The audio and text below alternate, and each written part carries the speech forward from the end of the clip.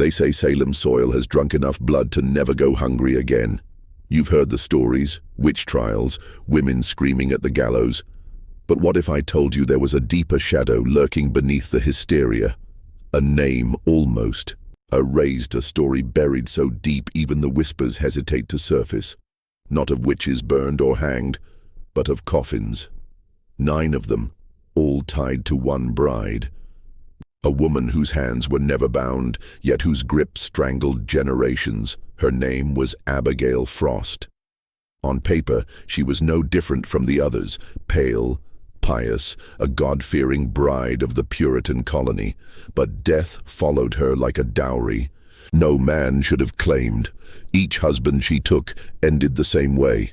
Cold, breathless, lowered into pine boxes one after another, until the town began to murmur. 9 coffins, 9 men. And still she lived, untouched by rope or stake. How? How in a town obsessed with rooting out witches could one woman with such a trail of corpses walk free? That is where the secret begins. Not in the witch trials, but in what those trials were meant to hide. Salem was never about punishing witches. It was about silencing certain knowledge. Knowledge passed through bloodlines, hidden in marriages, secured in contracts more binding than love. Abigail wasn't a widow by misfortune. She was a widow by design. You were taught that witchcraft was just hysteria, a fever of frightened villagers. But hysteria does not bury 9 men while their bride thrives in wealth, land, and whispers of influence. No, hysteria is the veil. The truth is far more calculated. Salem was the stage. Abigail Frost was the player, and her coffins were not accidents. They were sacrifices. Tonight, I will drag you beneath that veil, past the history they fed you, into the machinery of control that still works its gears today. What you're about to hear is not folklore. It is the blueprint of a system that teaches men to fear shadows, while the true predators walk openly in daylight. Ask yourself, what is more terrifying, a witch at the stake, or a widow who buries 9 husbands and never once stands accused? The villagers whispered at first. Illness, they said. Consumption. That was always the explanation. Men died of bad air, of spoiled food, of God's will. But too many coffins lined the earth behind Abigail Frost. 9 men, each taken after the vows were spoken, each leaving their estate in her possession. And here's the detail that history books never dwell on. Abigail never remarried for love. Each husband was chosen, strategically, almost ritualistically.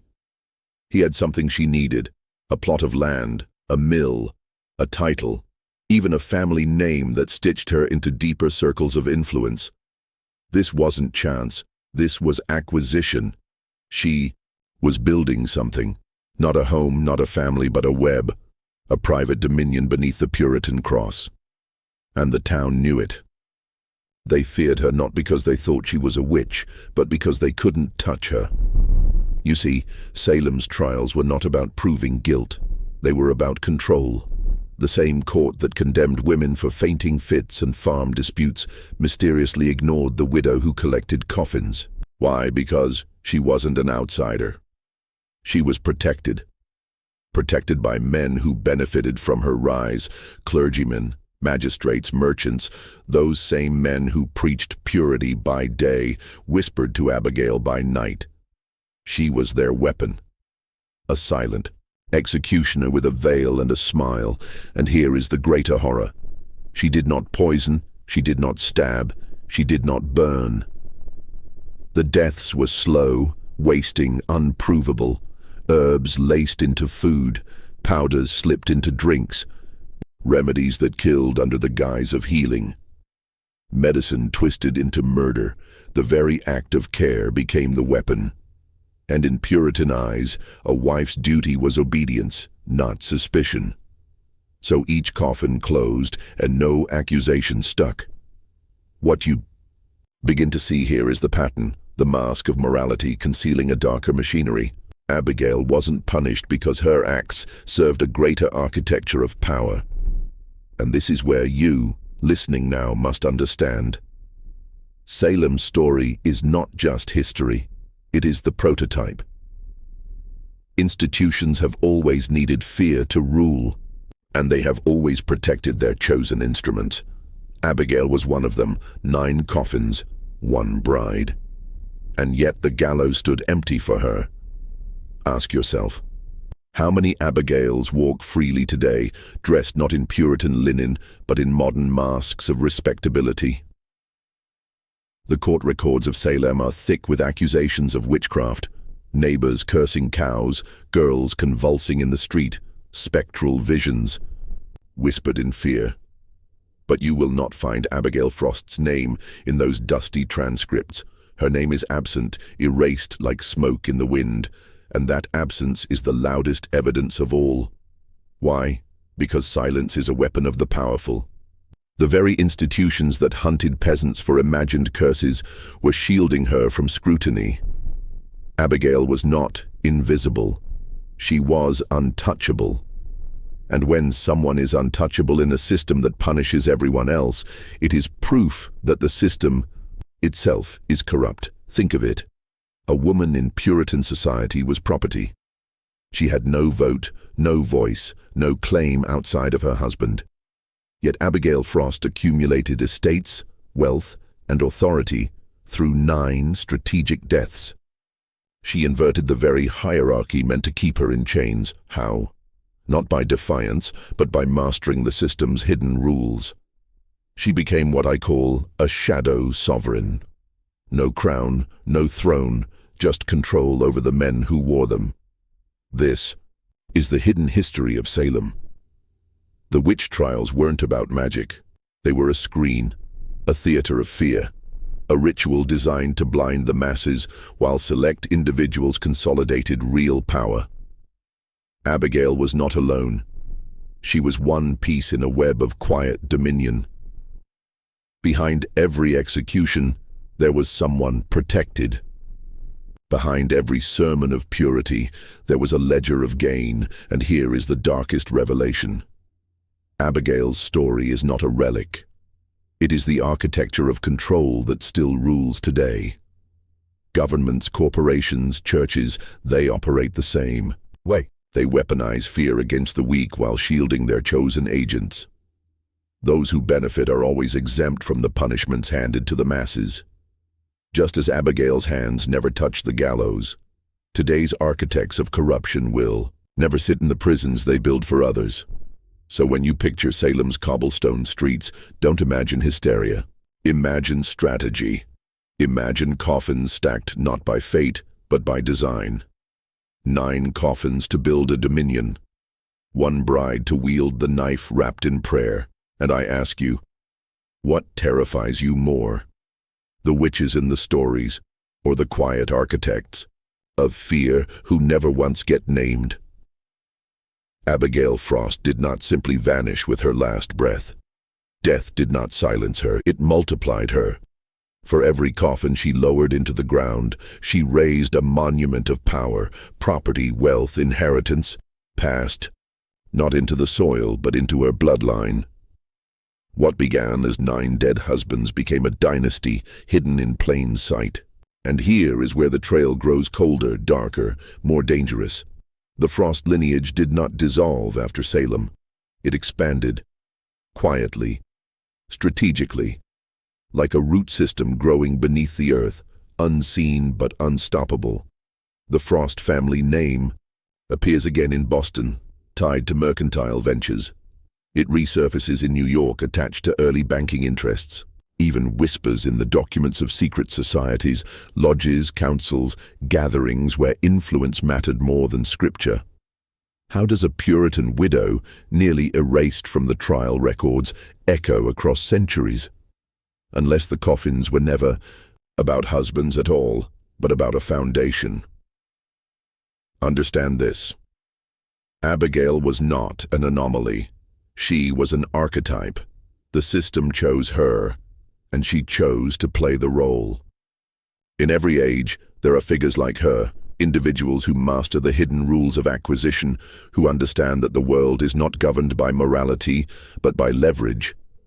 And once you see that, the spell of history breaks. Salem's hysteria becomes irrelevant noise. The true story is power consolidation, disguised beneath sermons of purity. Think of what this means for you. You have been told to fear shadows, witches, demons, enemies invented to keep you trembling.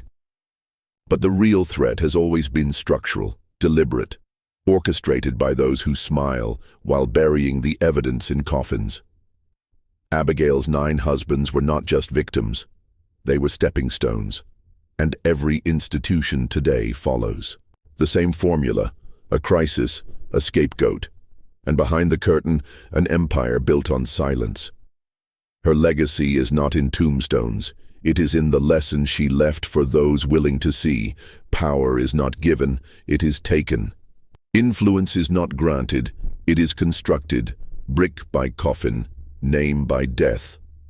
And once built, it never dies. It adapts. So ask yourself, when you look at the great families of wealth, of politics, of control, how many were birthed not from brilliance or hard work, but from carefully hidden coffins? How many dynasties still thrive because of a secret widow in Salem who understood the first rule of power: survival belongs to those who weaponize death itself?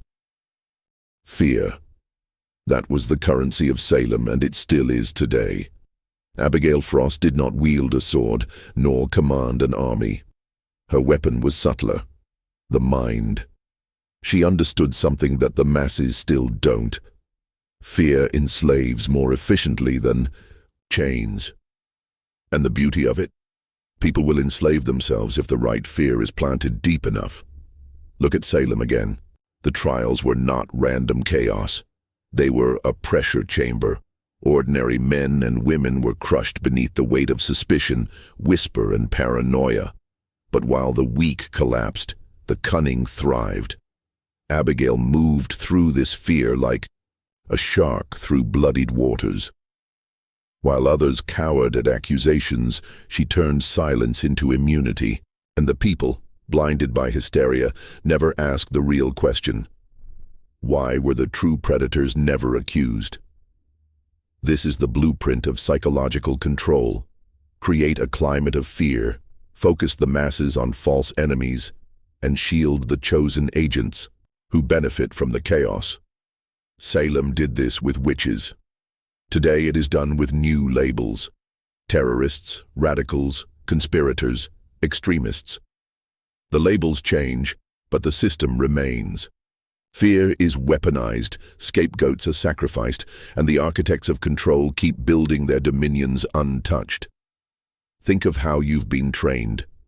Since childhood, you've been told what to fear: fear of sin, fear of poverty, fear of sickness, fear of failure. Each fear becomes a leash, and when men live on leashes, they do not rise, they submit.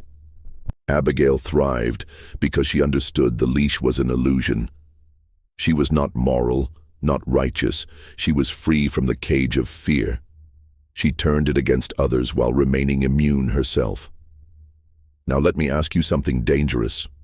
What would you be capable of if you severed that leash? If you refused the engineered fears and instead saw the pattern?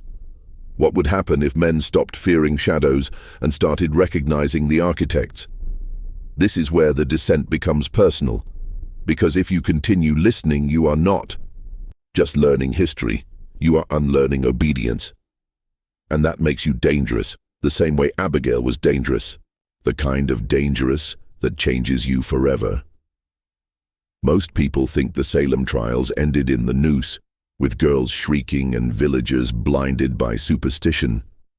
But history always leaves out the most important question: who benefited? When the dust cleared, when the bodies hung silent, someone always profited. Land changed hands, property shifted ownership, old debts were erased in fire and rope. Salem wasn't simply hysteria, it was a purge disguised as morality.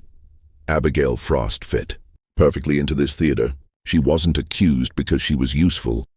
While neighbors fought and families burned, she acquired. While the courts condemned the powerless, she absorbed the spoils of silence. The hysteria was a stage play, a smokescreen, while the architects of Salem restructured power in their favor, and if you study closely, you'll see it was never about witches at all. It was about control of resources, minds, and narratives. This is the suppressed truth. Salem was an early experiment in psychological warfare. Create terror, divide the community, sacrifice a chosen few, and consolidate control while no one notices. The ritual of accusation, trial, and execution wasn't random. It was patterned, precise, almost ceremonial.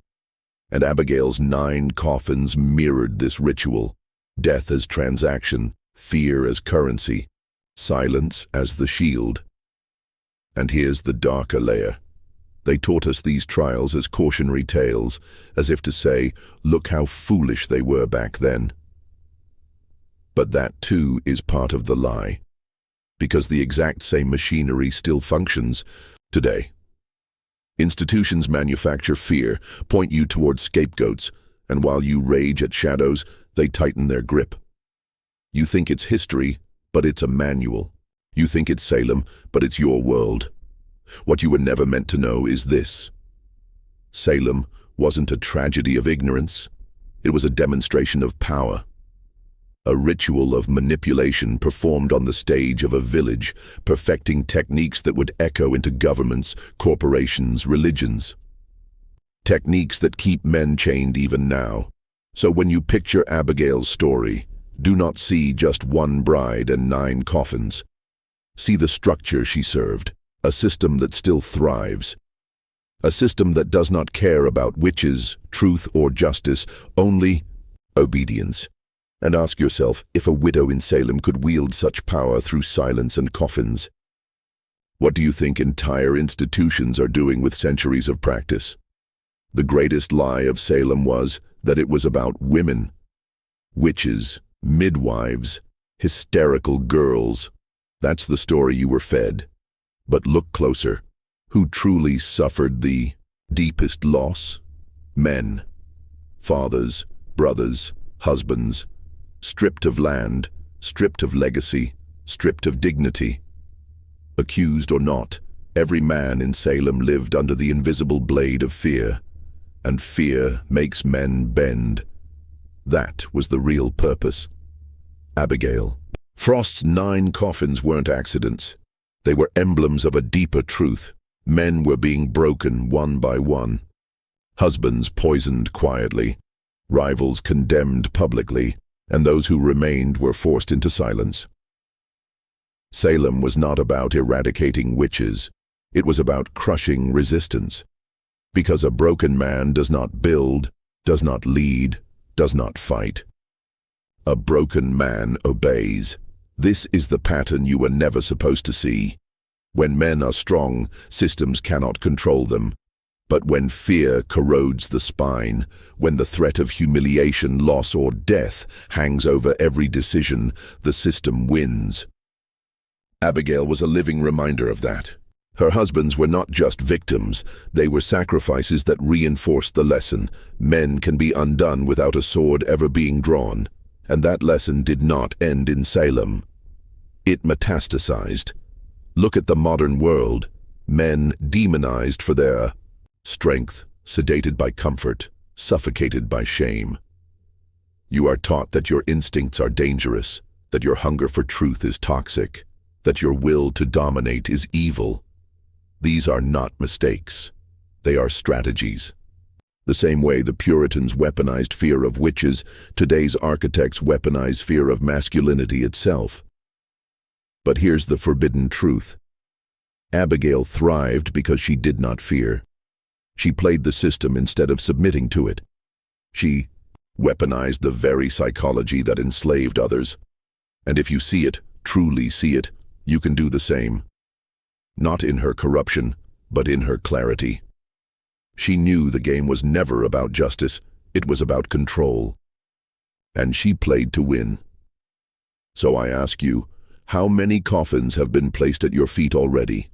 Coffins of freedom, of truth, of strength. And how long will you keep lowering them into the ground, believing the story you were told? That it's just fate, just life, just the way it is? Every predator requires protection. Even the most cunning widow cannot stand alone forever. So ask yourself, how did Abigail Frost, with 9 dead husbands behind her, walk untouched through the firestorm of Salem? The answer is not mystery. It is alliance. She was shielded by the very men who claimed to be the guardians of purity. The clergy preached of God's wrath on Sunday morning, yet they dined at Abigail's table by evening. The magistrates who signed death warrants for poor women never once inked her name into their ledgers. And the merchants, the lifeblood of Salem, profited from her land acquisitions, her silent expansion, her ability to turn death into inheritance. Abigail was not simply tolerated. She was protected. This is the hidden pact. Institutions need instruments, people willing to do what others will not. Abigail became one of those instruments. She executed quietly, acquired relentlessly, and in return, the church and the courts closed their eyes. Her immunity was not divine. It was purchased in silence and sealed in blood. And here lies the greater corruption. The trials were not about uncovering evil. They were about choosing who was allowed to be evil. The powerless were sacrificed as examples, while the useful were preserved as assets. This is why history repeats itself, because institutions are not moral. They are strategic. They do not reward righteousness. They reward utility. You see the same principle today. Whistleblowers punished, puppets protected. Ordinary men crushed for minor offenses, elites untouchable no matter their crimes. The machinery never changed. It simply refined its masks. Abigail Frost was not erased from the records by accident. She was erased because she was useful to the architects of power. Her silence bought their loyalty. Her coffins built their dominion. And here is the part you must let burn inside you. The same clergy that warned of witches knew the truth of Abigail. The same judges who executed the innocent toasted wine over her table. These men did not serve God or justice or the people. They served control. And Abigail was their living tool. So tell me, when you look at your world today, do you still believe the trials are about good and evil? Or can you finally see the truth? They are about utility, about who serves the machine and who is fed to it. 9 coffins, to most they were tragedies. To Abigail Frost they were instruments. Do not misunderstand me, these were not random graves. Each coffin was a ritual, each death a transaction. In Salem, death was not just an end, it was currency. It was power. And Abigail spent it with precision. Think of how the Puritans viewed death, sacred, heavy, eternal. A soul leaving this world to face judgment. Every funeral was a communal moment, a reminder of God's wrath and man's fragility. But Abigail inverted it. She turned the coffin into leverage. With each husband's burial, she did not lose, she gained. Property transferred, wealth consolidated, influence expanded. What was lost to others became advancement to her. That is the ritual, turning death into profit. It's the same formula institutions still use. Wars that enrich the powerful while filling trenches with the powerless. Pandemics that consolidate authority while leaving ordinary men in the ground. Crises that appear tragic but serve hidden interests. The coffin has never stopped being currency, it has simply been scaled. Abigail was not a widow of sorrow. She was an accountant of the dead, and here's where it cuts deeper. Rituals bind communities. They teach lessons. When the village saw Abigail bury one husband, they pitied her. By the 3rd, they whispered. By the 5th, they feared. By the 9th, She was untouchable. The coffins themselves became her shield. No one dared accuse her because death trailed behind her like a shadow.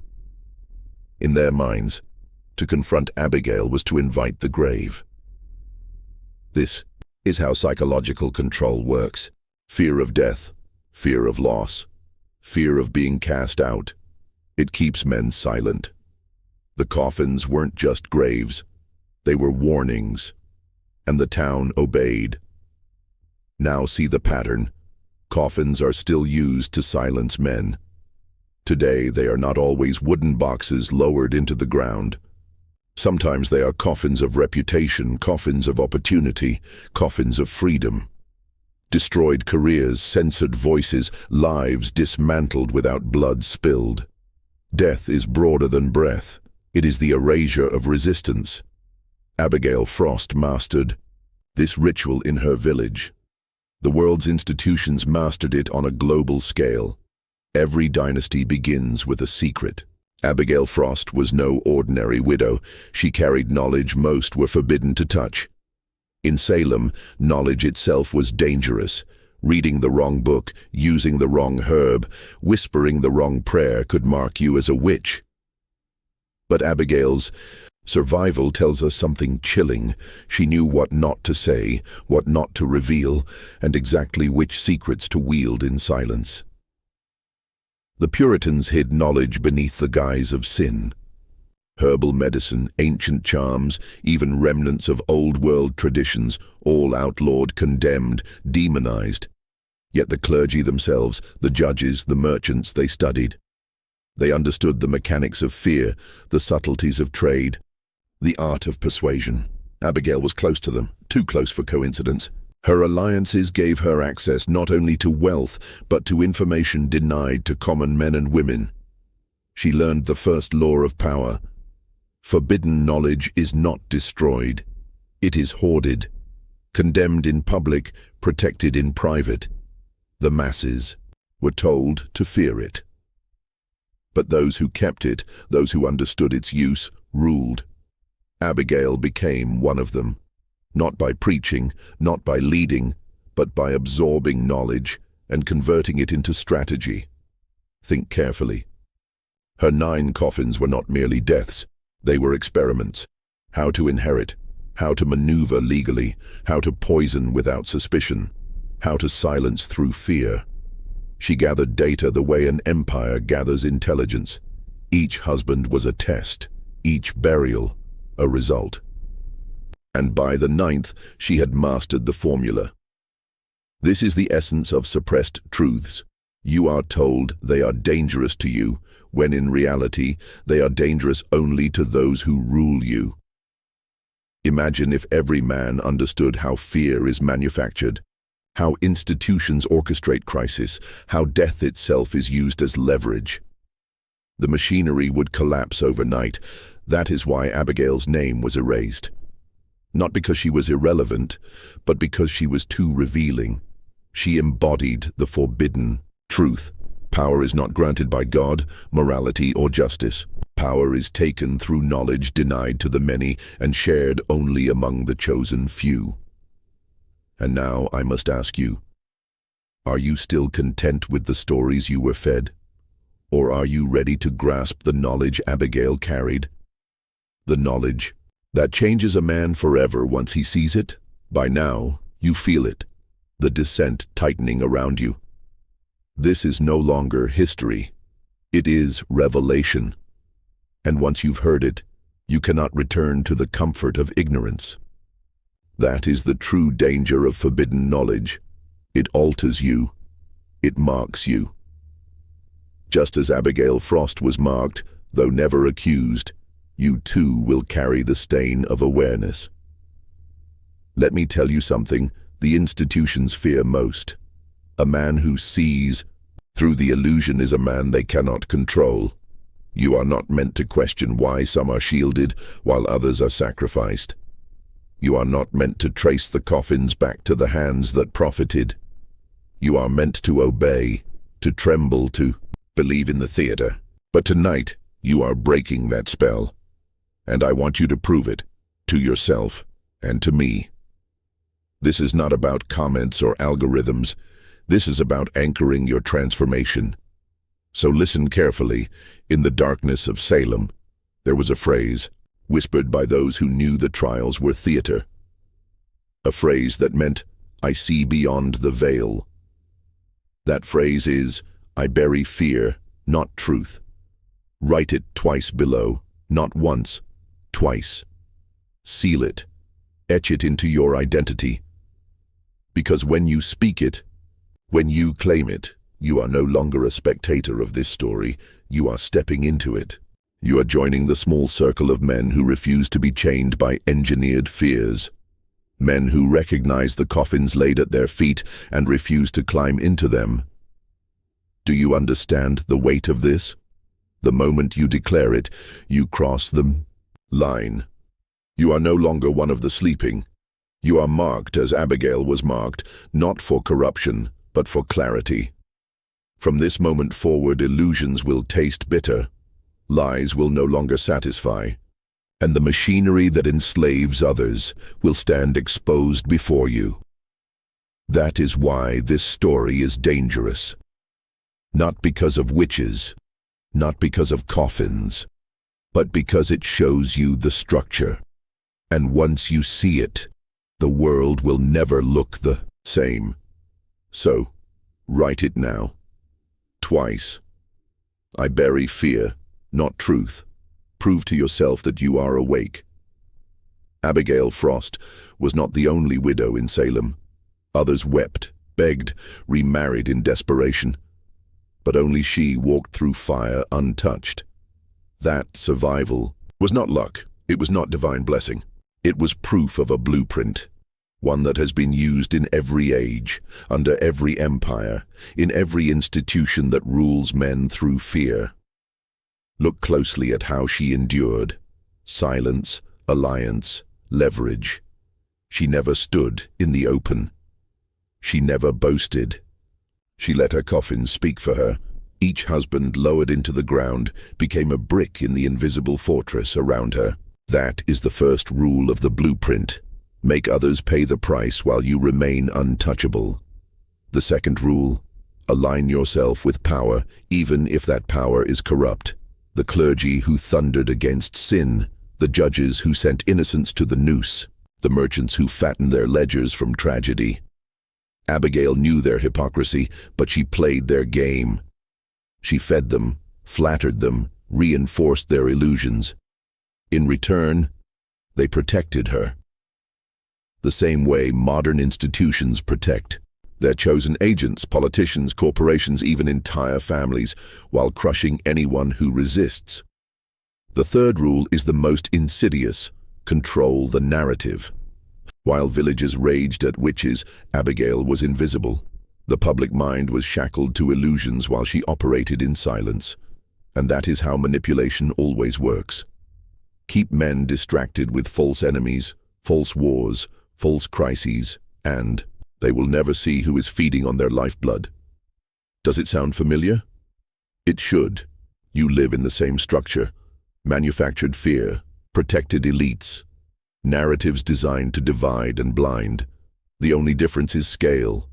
What began in a village of Salem has expanded into a global theater, and the same blueprint that preserved Abigail's power still preserves theirs. This is why history is scrubbed, why names like hers vanish from the record, not because she was unimportant, but because she was too revealing. She proved that even in the most moral societies, corruption thrives. She proved that institutions do not serve truth, they serve themselves. And she proved that a single individual, if willing to play by the hidden rules, could rise above the noose while others dangled. Now you must face the question: will you continue living in the theater, obeying the script?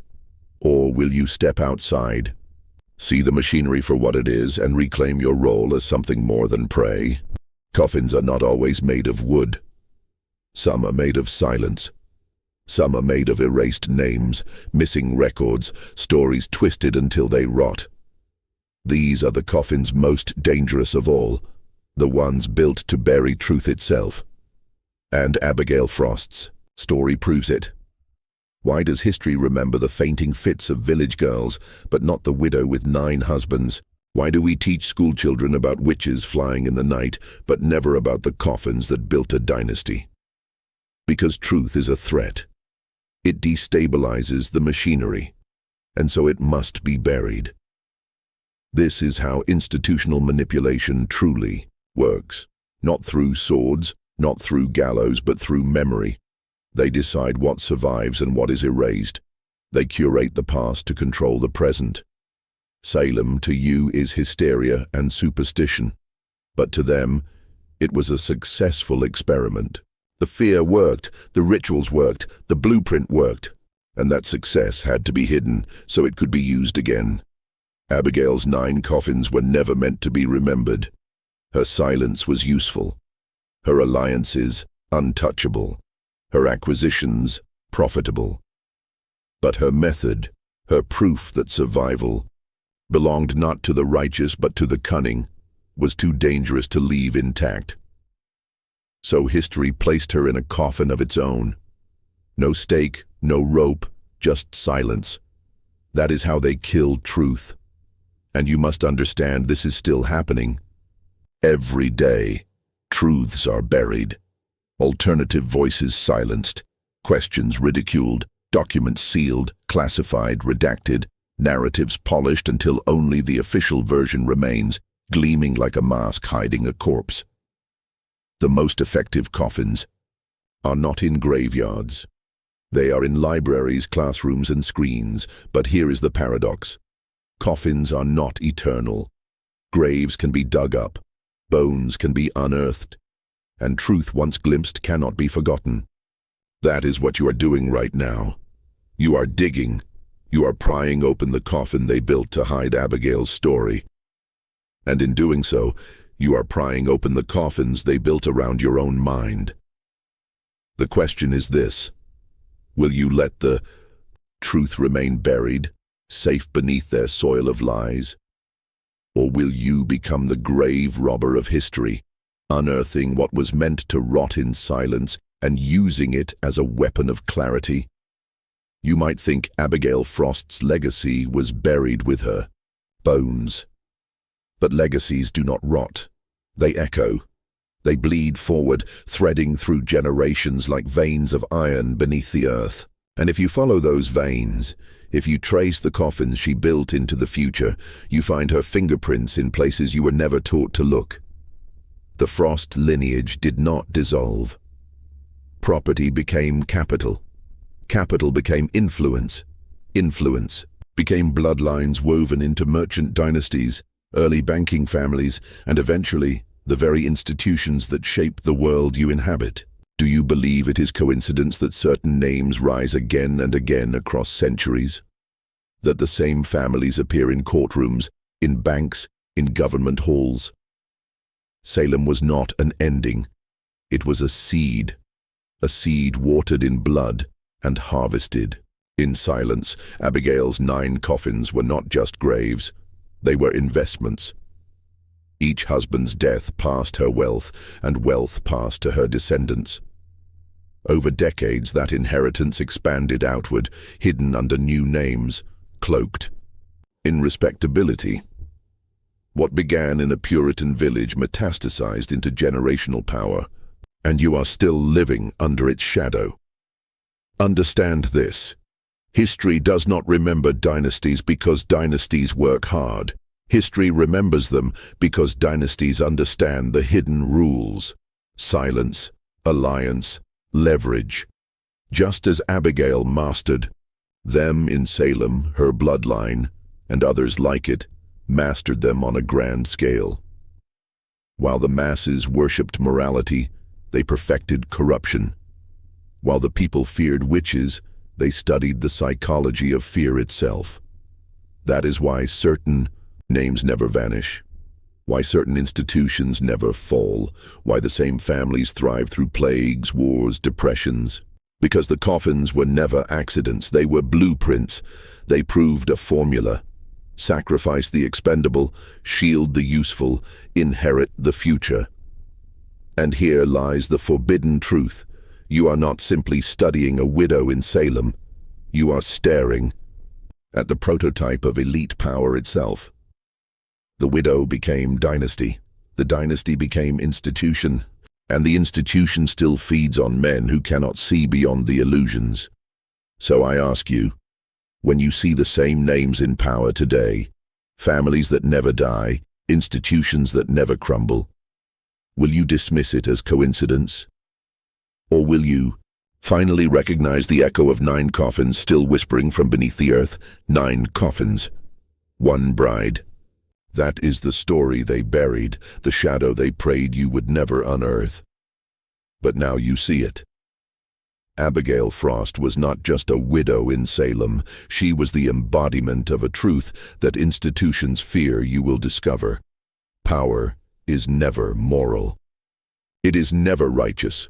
It is never given freely. It is taken, hoarded, and hidden behind fear. The witch trials were not about witches. They were about control. They were a mask, a theater, a ritual. And Abigail was the proof that while the mob screamed at shadows, the real predators feasted openly. She buried 9 men, and in doing so she birthed a dynasty. That is why her name was erased. That is why her story was silenced. Because if you knew the truth of her survival, you might begin to see the blueprint. And tonight, you have. The question is, what will you do with it? Will you bury this knowledge in the coffin of your own silence, letting it rot in the soil of distraction? Or will you weaponize it, sharpen it, become dangerous with it? Because the same machinery that preserved Abigail thrives today. The same manipulation binds men in fear. The same coffins are built, not with wood, but with debt, shame, distraction, obedience. You must choose. Remain a spectator, lowering your own freedom into the grave with every obedient nod, or step into clarity and see the world for what it is. Remember this. Abigail survived not because she was good, but because she was awake. She saw beyond the veil. She played the hidden rules while others trembled at illusions, and now, so do you. But awakening comes with a cost. Once you see the strings, you can never unsee them. Once you recognize the theater, the actors lose their power to enchant you. That is the danger of forbidden knowledge. It leaves you exiled from the comfort of lies, marked forever by clarity. So carry this, truth like a flame. Guard it, sharpen it, use it. For the world you walk in is still Salem, only larger, louder, more polished. The trials continue, the coffins are still built, and the architects are still watching. But now you know their blueprint. And a man who knows the blueprint is a man they can no longer control.